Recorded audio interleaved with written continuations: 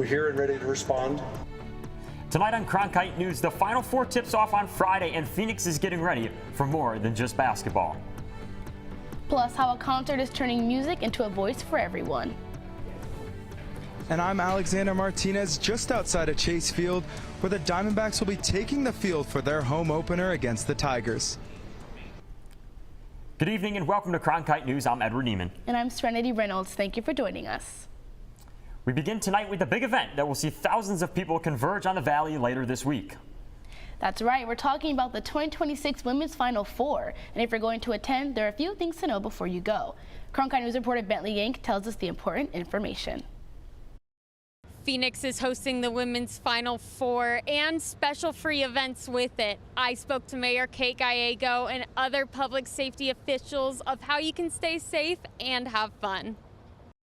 The Women's Final Four games start this Friday, but that's not all that's happening downtown. There are a bunch of free events.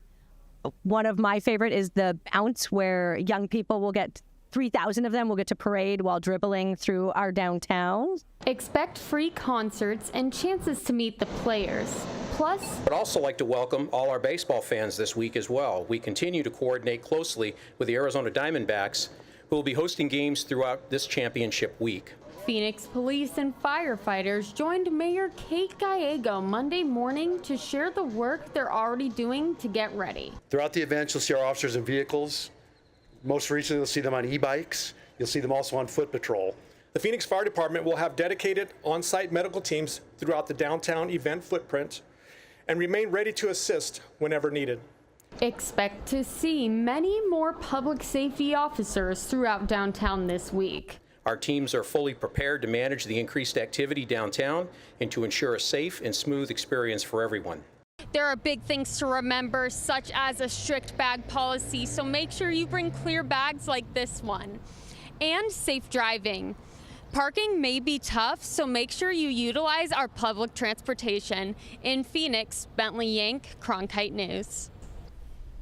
Thanks, Bentley. Well, many out-of-towners coming for the Final Four games will be traveling through Sky Harbor, but many travelers have seen huge lines trying to get through TSA at airports across the country. But that may soon end because TSA workers got paid today for the first time in more than a month. Now on day 44 of the longest partial government shutdown, more than 60,000 TSA workers missed their paychecks after Congress failed to pass a DHS funding bill, causing massive delays at airports all across the country. Johnny Jones, the Secretary-Treasurer of the union representing TSA workers, spoke out about the lapse in paychecks.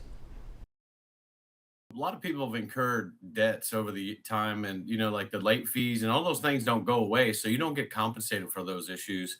That's the reason why we've been out pushing like, hey, everybody needs like a $10,000 bonus just so they could fix their lives, because this has been a catastrophe. TSA officers have been used as political pawns in other parts of the department. Last week, President Donald Trump ordered DHS to resume pay for TSA workers, but more than 500 workers have quit since the partial government shutdown began. As tensions in the Middle East rise, so are oil prices, which rose again yesterday amid fears that the United States will start a ground invasion in Iran. And as oil costs increase, so does the price of gasoline. Let's take a look at the price at the pump. Arizona is well above the national average, currently sitting at $4.67 a gallon, compared to the national average of $3.90. The price in Arizona has risen by over $1 in the last month, with the national shortage just of $1. But President Trump says the U.S. is making ground in the war with Iran. So we've had very good negotiations today with Iran, getting a lot of the things that they should have given us a long time ago. We'll see how it works out, but they're very good, moving along very nicely. They've destroyed a lot of additional targets today. The Navy's gone, the Air Force is gone, we know that. But we destroyed many targets today. It was a big day. The president has extended the deadline for Iran to reopen the Strait of Hormuz to prevent any further military action. As the conflict continues, leaders around the world are weighing in on the war. Yesterday, Pope Leo kicked off Holy Week with Sunday Mass in St. Peter's Square, where he gave a strong anti-war message. He does not listen to the prayers of those who wage war, but rejects them, saying, "Even though you make many prayers, I will not listen. Your hands are full of blood."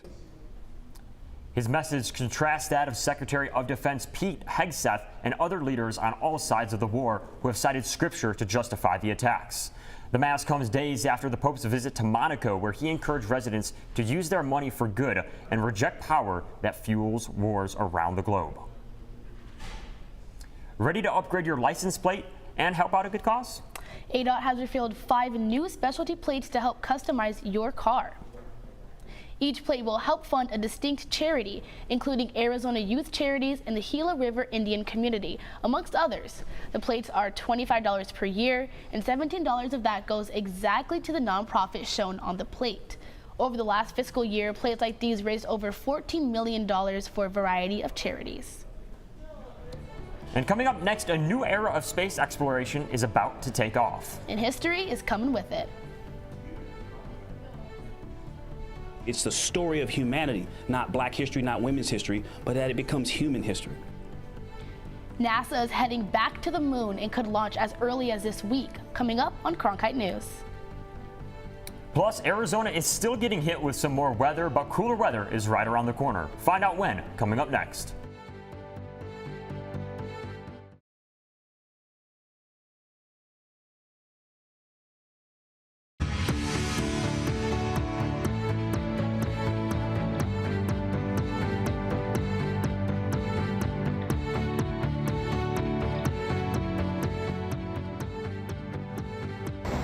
Tonight on Cronkite News, I'm Izzy Ludlow, and I'll be telling you what changes are coming to First Friday.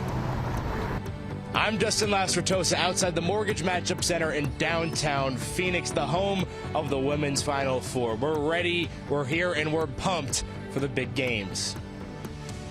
I'm Edward Eamon, and I'm here at the Washington Activity Center in Phoenix, where city officials and NCAA leaders are unveiling renovations to the facility ahead of Final Four weekend. Good evening and welcome to Cronkite News. I'm Eric Matsumoto. And I'm Caden Rockins. Thank you for joining us. In Northwest Phoenix, one community is receiving improvements to their recreational facility. Right in time for the upcoming Final Four weekend. Cronkite Edward Neiman talked to city officials on what is new and how this can benefit the area. Arizona Governor Katie Hobbs and Phoenix Mayor Kate Gallego were among city leaders today as they joined the NCAA kicking off Final Four week here in the Valley with the Legacy Project at the Washington Activity Center. Are you guys excited? Excitement filled the Washington Activity Center as the NCAA and City of Phoenix unveiled new renovations ahead of Final Four weekend. In this gym alone, you're looking at a beautiful refurbished basketball court, wireless scoreboards. How beautiful is it?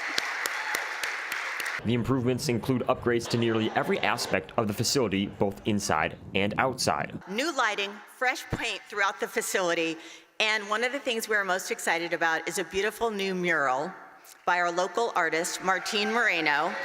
The Washington Activity Center, located in the Alhambra neighborhood, benefits people of all ages each year, from children to seniors. This is a true treasure for our entire community, from toddlers to students to our seniors. We see so much use for this activity center. It's really a multi-generational impact. These upgrades come part of the Legacy Project by the NCAA, which aims to revitalize facilities in underserved communities. Governor Hobbs says that the upgrades symbolize more than just the aesthetics. Finally, this community and the 18,000 people who use this center every year have a recreational facility that they deserve. In Phoenix, Edward Neiman, Cronkite News. The NCAA Legacy Project dates back over a decade in Final Four host cities, with Harmon Park and Eastlake Park receiving improvements when Phoenix hosted the men's Final Four in 2017 and 2024.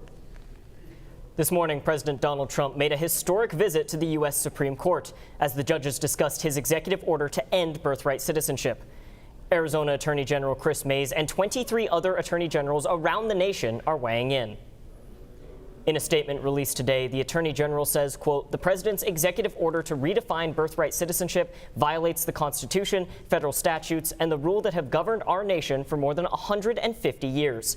She adds she is proud to fight against the order and is grateful to the injunctions obtained to prevent the order from taking place. Trump became the first president to ever sit in on high court oral arguments. During the hearing, the government argued the 14th Amendment granting birthright citizenship is outdated. But both conservative and liberal justices questioned the government's position. The court is expected to make a final decision by June. Birthright citizenship isn't the only issue Mays is challenging. Her office and Arizona Secretary of State Adrian Fontes are teaming up after President Trump signed an executive order on voting. The order cracks down on mail-in ballots and creates lists of U.S. citizens who are eligible to vote. Secretary Fontes says he is working with Attorney General Mays to protect the voting rights of the 80% of Arizonans who use mail-in voting. And in a post on X, Arizona Senator Mark Kelly said the federal government should not tell Arizona how to run elections. The Phoenix Police recently launched a downtown operations unit. As downtown Phoenix hosts more events, it is seeing growing crowds. This is concerning events like First Friday, which is happening later this week. Cronkite News reporter Izzy Ludlow shows us what the department is planning for this weekend, as we expect tons of travelers to downtown Phoenix. This Friday, downtown Phoenix will see several events that will draw in huge crowds. The Final Four, Diamondbacks, and it's First Friday, a monthly street market that happens right here on Roosevelt Row. But this First Friday might look a little different. Roosevelt Row, a street that transforms the first Friday of every month. But last month, a woman and teen boy were shot, and police closed the street down. There's just so many people with the wrong idea. John Sagasta, a Phoenix business owner, has seen the evolution of First Fridays since his business opened 18 years ago. It was a lot more casual, and it was about walking around and exploring the whole neighborhood, you know, not just one street or one block. But since August, Phoenix police launched their new downtown unit and increased patrols as some violence gained headlines. As a Phoenix resident, even I witnessed a First Friday shooting from my bedroom window in November. Sagasta says the vibe has changed. Now it's really just a free-for-all, you know, it's just a street closer where people just get a little too hyped. According to the city of Phoenix, the first Friday in February pulled in a record-breaking crowd of 35,000 attendees, and the new police unit is proposing having 160 officers there too. What it is very clear that you guys have recognized and sought out what's the best thing for the downtown area, because so many people come to our downtown area. With so many events going on, we're not expecting street closures on Roosevelt Row, but Sagasta says he'll still have live music and vendors, so he's excited for people to stop by. In downtown Phoenix, Izzy Ludlow, Cronkite News. Coming up next, the latest on the war in Iran, and President Trump floats a major shift in U.S. alliances. That's right. The president is raising new questions about our nation's role in NATO. NATO is the single most effective military alliance the world has ever seen. Allies are responding and some are pushing back. Coming up on Cronkite News. Plus, relief from the heat may be on the way. The Cronkite Weather Report next.